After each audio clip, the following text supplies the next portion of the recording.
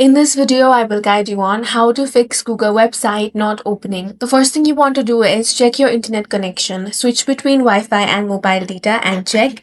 Next, you want to turn on the flight mode. Now you want to wait for at least 10 to 15 seconds. Then simply turn that off. This should refresh your network. Now go ahead and check if the issue is fixed. Next, you want to restart your Android phone. So go ahead and do that. After restarting, open your web browser.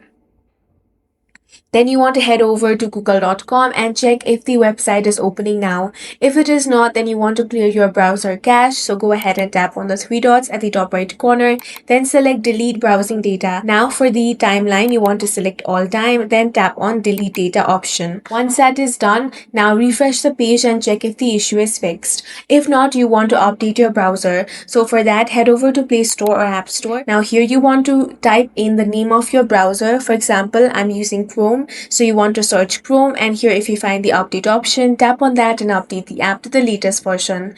If you're using any VPN or proxy apps, you want to disable them as this can cause issue with the website. That's all for this video. If you found it useful, make sure to hit the like button and subscribe for more videos like this.